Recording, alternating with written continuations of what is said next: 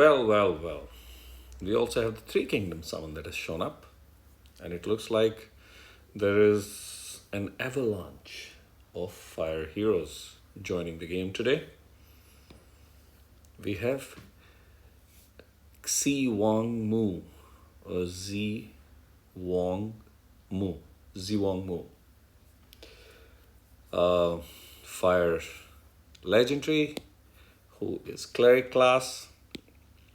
We know what cleric does. Part of the journey family. The bonus for the journey family is for 1, 2, 3 heroes, 50, 75, and 100% chance to increase the duration of each status effect that is cast by the hero by 1, 2, 3 turns. Two passives. First one, health recovery on buff received. Character has 50% chance to recover 10% health when they receive a buff or a positive stack.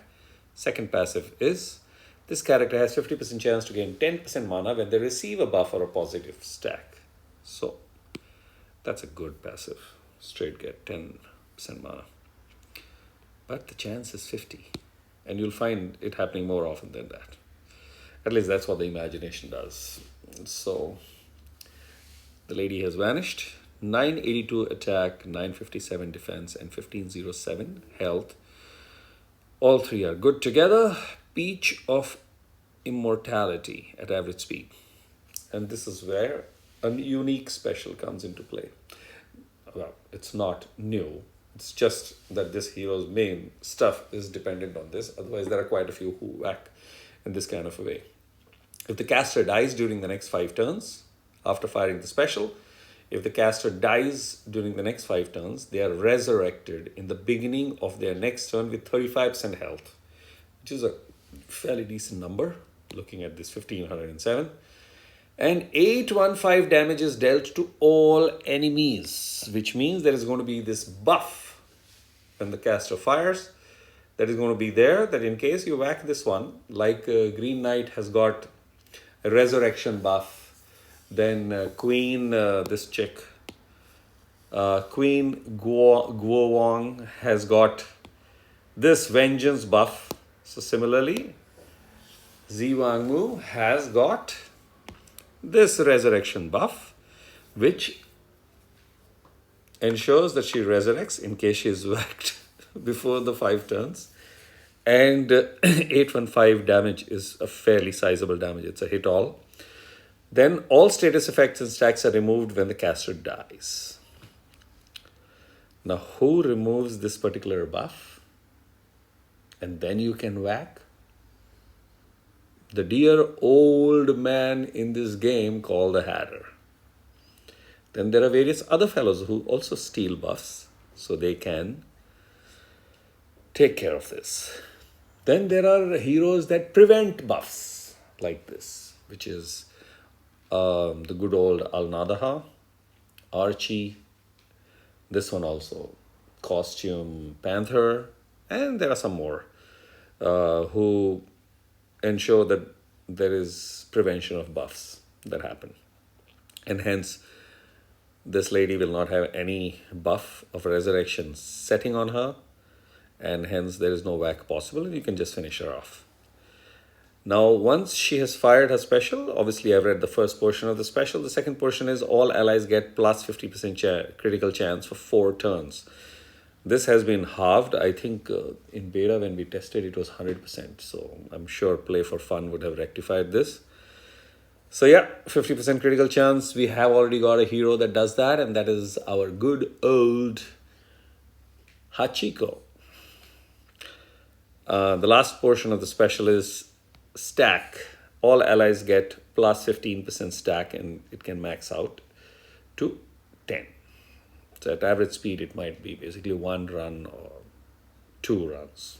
In the rare cases, 3 runs, which is also sizable. Any attack up is useful.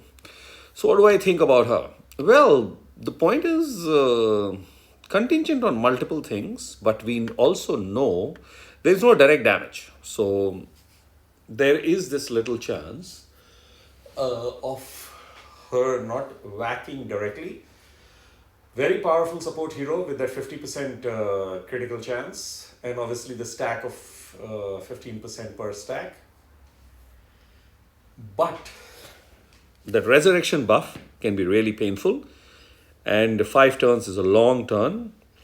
If she is already at low health and she fires and gets whacked, which is what we see many times with Green Knight, and then the fellow comes and literally hits very hard.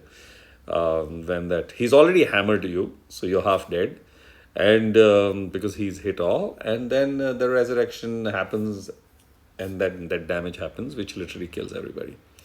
Thankfully, in her case, there is no direct damage before, I mean, when the special is fired. So that's a little bit of a balancing that has been done to her. But that 815 upon resurrection is a bad hit and critical chance, obviously. So in case, so she will require a lot of maneuver and managing. That's the good part, and this is where prevention heroes really come into vogue. So if you have heroes like Costume Guardian Panther or Hachiko or Archie, not Hachiko, sorry, Archie, Alnadaha, there are various others. I don't have them. Then it's time to bring those heroes into prominence, because one of the things that I am starting to do is not going to pull for some time and complete the certain heroes, maybe doubles and triples. So I have completed second Costume Panther. I might do a third one. The point is, because I have one lying, so obviously I'm not going to feed certain types of heroes into the soul exchange. So rather have that, because these are evergreen heroes. They can be combined two together also at times, and that's the kind of play that is coming out. Because I am also seeing, since I'm not going to be buying all these alpha and related aethers, which means I'm not going to be double limit breaking a lot of my heroes, which means I need to find and innovate different kinds of power. Also, what the game is doing is playing around with heroes that are, not the game, but because they have provided these resources, quite a lot of players are now double limit breaking the 4 stars. So the 4-star fight is also really heating up. It's difficult to kill heroes, and somehow I'm seeing the 3-2 and the 3-1-1 kind of a play is really going down. Unless I double limit break the heroes, then I can keep playing 3-1-1 or 3-2. So yes, in 5-star play, still Gazelle buff helps. Various other high buff heroes help. So, but I'm seeing more of a 4-1 play. I still am not a fan of mono, even though mono is absolutely devastating if you can charge those heroes quickly. And for mono play, one needs really top troops, because then you're basically trying to charge heroes in 5 tiles. Some guys even claim to do it in 4 tiles. So I would say that the game is going through its churn and change, and I am experiencing that.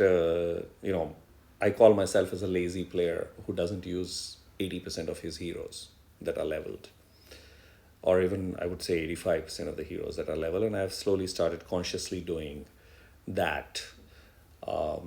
In my war video, you'll notice, because somebody did ask me that question, why did I use Bera and Goatman together?